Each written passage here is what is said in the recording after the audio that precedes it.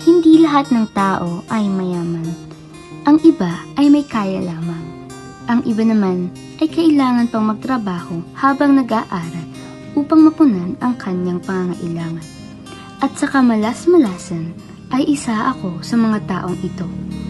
Kailangang magkayod kahit bata pa lamang upang maipagpatuloy ang pag-aaral at matustusan ang mga kagastusan.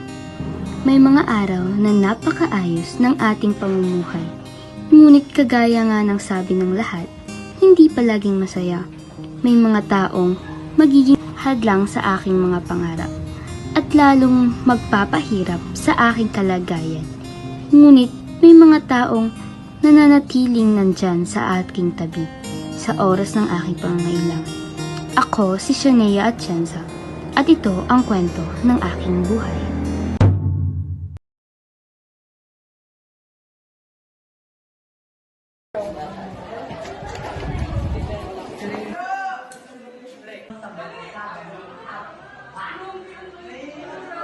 Sa pabula. So, sino ang mayroong idea sa pabula? Yes, Shalina.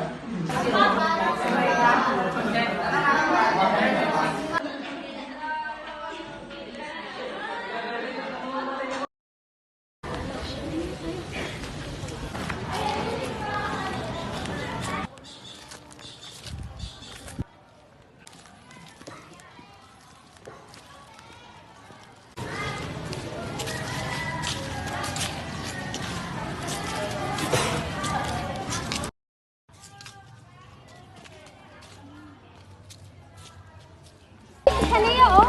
Oo nga, di ba may pinapag-uwahan tayo sa kanya? Uy, tara, tara. Hi, Ben. Kayo pala, ano? Gusto na?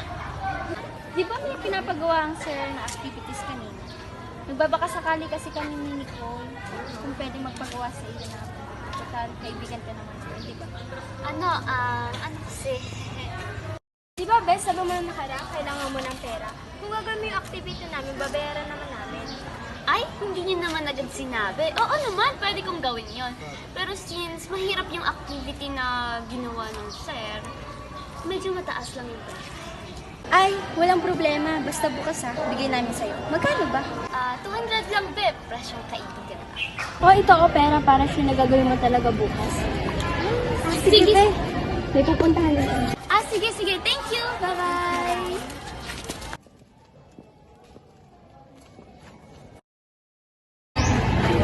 Sean, kumusta ka na, pre? Ayos lang naman, pero bakit pre ka naman? Mukha naman akong lalaki. So, ganda-ganda ko din sa uniform eh. Dahil mo naman sinasabi. Kumusta naman ang araw ba? Kaya naman, actually may lumapit sa akin na dalawa. Oh, bakit sinakpan mo ba nila? Uy, hindi! Huwag ka nang praning. Nagpagawa lang sila ng activity namin kanina. Hindi ko nga sana tatanggapin kasi madami ko na gagawin. Kaso, may bayad eh. At least magagamit mo ang talino mo para kumita. Siguraduhin mo lang na walang makakaalam na teacher. Kasi malalagot ka talaga ng big time. Alam ko naman yon. Tsaka, wala din naman akong balak ipagpatuloy ito. Tinanggap ko lang kasi gipit na gipit talaga ako eh. Ay siya, tara na, marapit na rin din mag-type. O tara, dalhin mo naman na rin papel ko, parang hindi gentleman eh. Magagamit mo. Oo na, ingat! Ikaw! Baka ikaw ang malay. Sige na, bye-bye! Hoy, Shanea! Bakit? O, Shanea, hinatid ka pala ng BFF mo. Bakit? Kailangan, hindi mo kaya pumunta dito mag-isa? Kailangan ka pa din kasi? Kaya naman kanina mo kung hindi mo ako ano kasi, alam niyo naman siguro na kaibigan ko siya. At saka, ano kasi, presenta naman siya na siya ang magkakatin sa akin. Ope, o sinasagot ka ba? Bakit ka rin ba? Hindi naman porkit isa ka sa pinakamatalino dito sa room, may sasagutin mo na kami. Baka nakakalimutan mo, kung hindi dahil dyan sa sikat mo kaibigan na si AC ay magyayabang ka na. Tara na nga, Be. Mahagar na kayo dyan, eh. Hindi, umuna na kayo, nagpupuntahan pa ako. San, Be? Sama. Napakaano talaga netong si Ian eh. Sige, Teya, umuna ka na. Ako nang bahala din. At ikaw siya, Teya, pwede bang umalis ka sa harap namin? Nakakasira ka talaga ng araw. Okay na.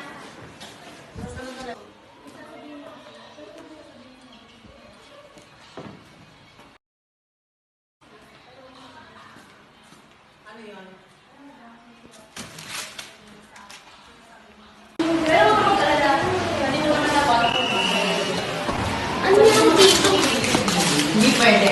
Hindi ako naniniwala na sinabi nila. At hindi na ako kapag sa Bibintaman mo ba?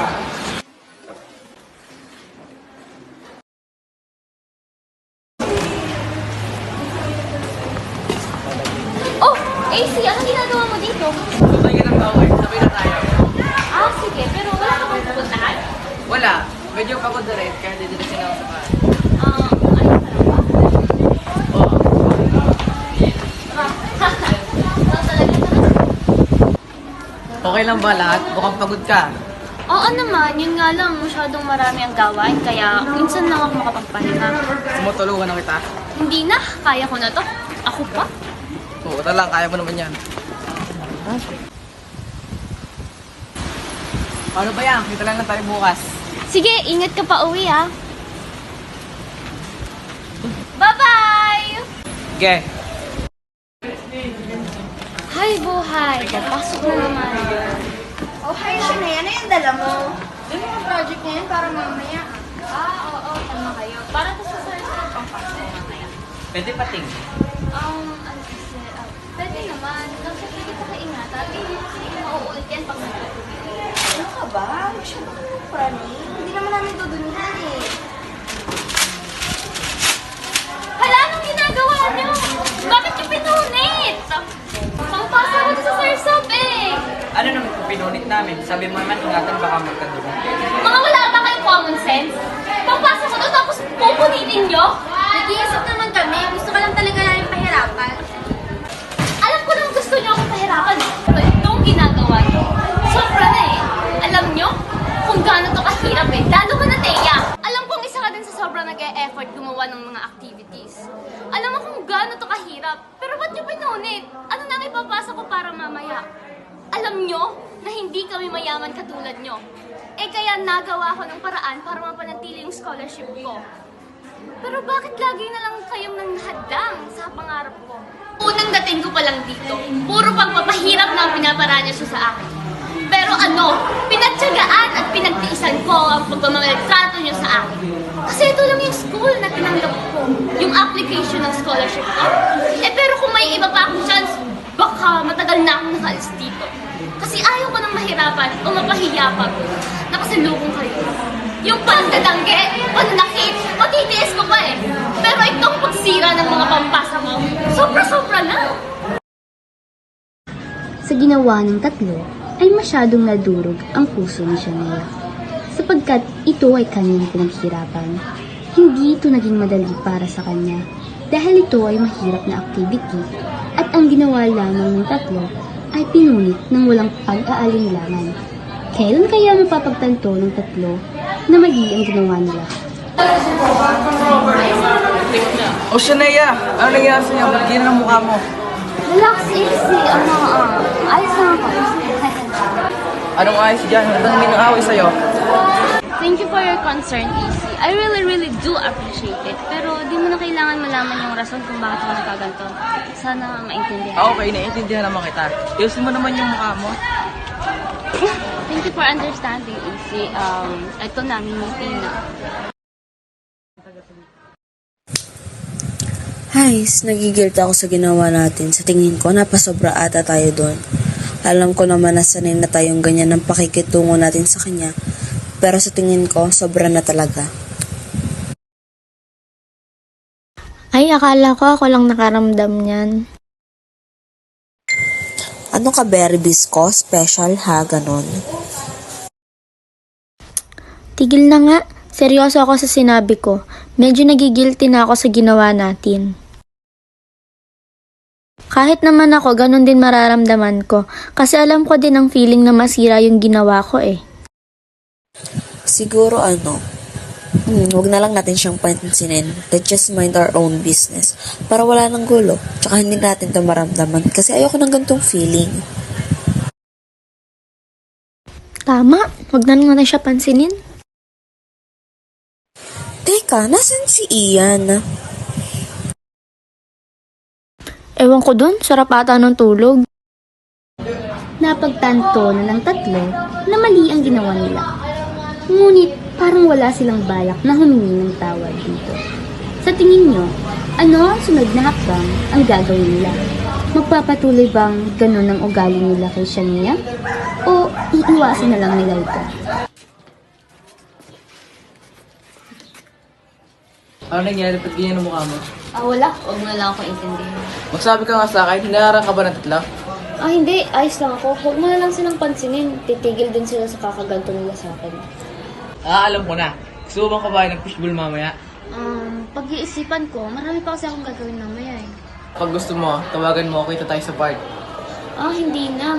Pero pag tutuloy ako, tatawagin na lang kita. Pero pag hindi, siguro next time na lang. Kaya ko na din naman umuwi mag-isa. Ganun ba? Sige, una na ako. Bye-bye.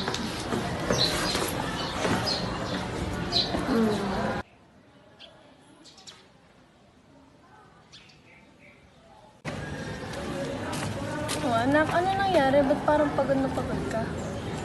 Ayos lang po ako, Nay. Marami lang po kasing ginawa sa school. Punta na po ako sa kwarto. Kilala kita. Alam kong ayaw mo magsabi sa akin ng mga nararamdaman mo kasi ayaw mo kami mag-alala. Pero tandaan mo, nandito lang ako para tulungan ka. Isa ka, anak, sa kilala kong masipag, patulungin, magaling umintindi at napakatyagang bata. Hindi man kita laging kasama pero kilala kita. Hindi ka madaling sumuko, kaya mo yung pagtiisan ang mga problema kinakaharap mo. Tandaan mo lagi na proud kami sa'yo. Naging mas matyaga pa po ako para mas mabuti akong anak sa inyo. Tuto kang magpahinga kasi masyadong masama ang sobrang pagpapagod. Ayaw ko na magkasakit ka. Sige, pumunta ka na sa kwarto at magpahinga.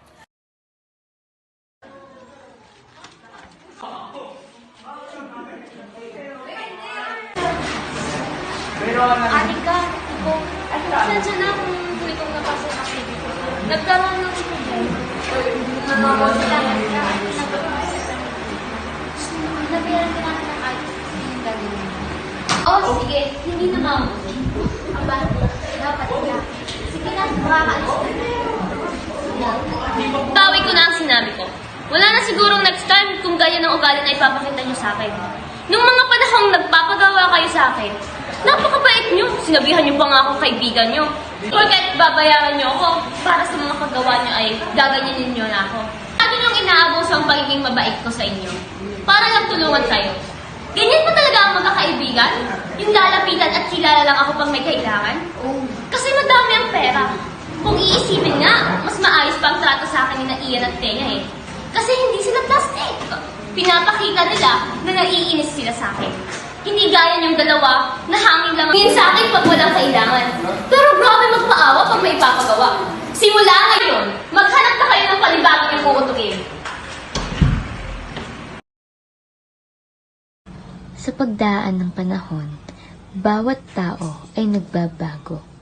May mga taong bibigyan ka ng sakit, problema at inspirasyon na patuloy na magpapaintindi sa iyo upang ipagpatuloy ang bawat yugto ng buhay na madadaanan mo. Tiyaga, sipag at pagmamahal sa ginagawa mo ang patuloy na tutulak sa iyo upang maabot ang pangarap mo. Hindi dapat maging hadlang ang kahirapan upang makamtan ang minimiti mo. Nasa sayo kung ito ay ipagpapatuloy mo. Kahit puro suliranin ang nakakasalubong mo. Sabi nga, it's okay not to be okay. Pwede tayong mapagod, ngunit huwag tayong susuko. Sapagkat malayo na ang nanarating natin. At may mga taong nakaabang sa pagtatanggumpay natin. Ako, si Shania Reyna Tianza, at dito nagtatapos ang aking kwento.